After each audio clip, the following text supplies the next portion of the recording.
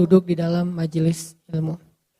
Mudah-mudahan teman-teman yang istiqomah setiap pekan duduk dalam majelis ilmu akan semakin dikenal oleh para malaikat, terutama malaikat-malaikat yang khusus bertugas mencari majelis-majelis zikir di muka bumi. Saya pernah dulu nyampein hadis, Allah mengutus malaikat-malaikat yang sangat banyak, tugasnya berjalan-jalan di gang-gang, di setiap jalan, di gang, di sepanjang, di setiap negeri untuk mencari majelis-majelis ilmu. Lalu kalau malaikat ini menemukan satu majelis ilmu, maka malaikat ini akan memanggil teman-temannya. Malaikat yang lain dipanggil, berkumpul di majelis itu, kemudian mereka akan membentangkan sayapnya, lalu mendoakan orang-orang yang hadir di dalam majelis ilmu. Jadi kalau kita kadang-kadang tuh berharap banget doa dari orang tua, berharap didoain sama orang soleh, kalau duduk dalam majelis ilmu, yang ngedoain kita tuh bukan cuma orang tua, bukan cuma orang soleh, tapi malaikat. Orang tua kita doanya diijabah, padahal orang tua kita manusia yang kadang bisa ngelakuin kesalahan. Tapi Allah mengijabah, apalagi doa ayah nih. Orang soleh doanya juga diijabah, walaupun dia cuma manusia yang kadang juga ngelakuin dosa. Terus kalau orang soleh dengan orang tua yang sama-sama melakukan dosa, doanya diijabah, gimana lagi dengan malaikat yang gak pernah ngelakuin dosa. Jadi yang semangat mencari doa dari para kiai itu sesuatu yang baik, dari para ustadz, dari orang soleh, terutama dari orang tua, ayah dan bundanya, dan mertua kalau ada. Kalau belum ya udah ayah bunda dulu. Kalau yang rajin minta doa kepada orang-orang yang istimewa, berarti harusnya kita lebih rajin lagi meminta doa dari malaikat. Caranya duduk di dalam majelis ilmu. Lalu Allah Subhanahu wa taala akan berdialog dengan malaikat itu. Jadi sekarang nih, kalau kita merujuk ke hadis tersebut, berarti kita coba belajar yakin ada dialog antara Allah dengan malaikat ketika ada majelis ilmu. Apa dialognya? Allah tanya kepada malaikat, wahai para malaikat, apa yang mereka lakukan di situ? Lalu malaikat menjawab, dan Allah Maha tahu jawabannya. Mereka sedang berzikir, memuji, menyebut, mengagungkan Engkau ya Allah. Allah lalu bertanya, apakah mereka pernah melihat aku? Kata para malaikat, enggak pernah ya Allah.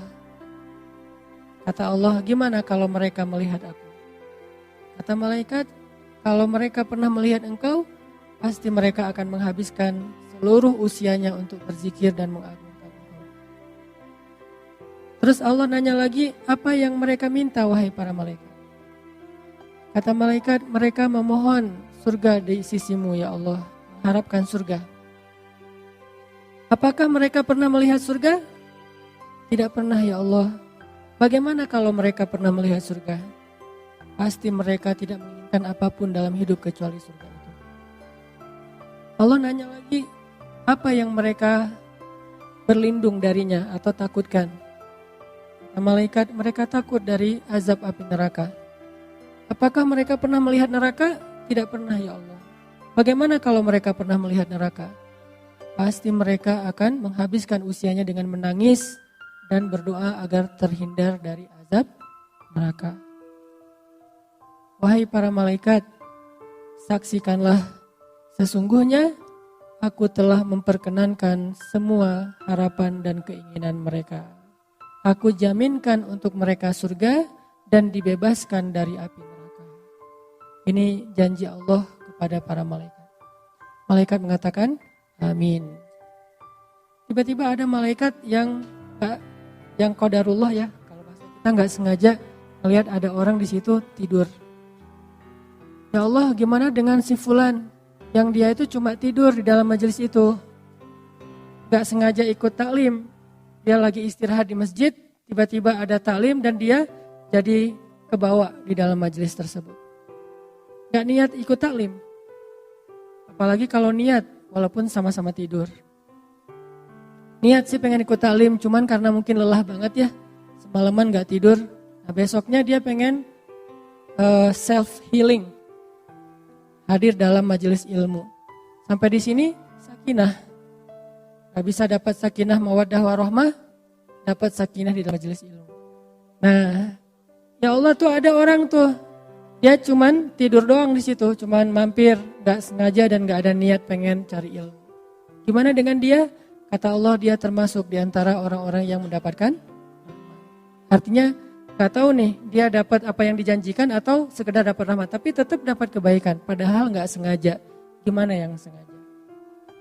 Gimana yang udah prepare, yang udah diniatin, yang udah kepengen banget datang jauh-jauh, pasti al jaza wa ala qadril masyaqqah. Balasan itu tergantung tingkat kesulitan.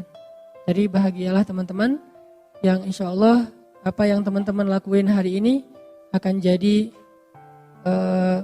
berita gembira nanti di padang mahsyar. Tiba-tiba kok masuk golongan yang keren banget, wajah-wajah mereka bercahaya. Kenapa saya masuk golongan ini?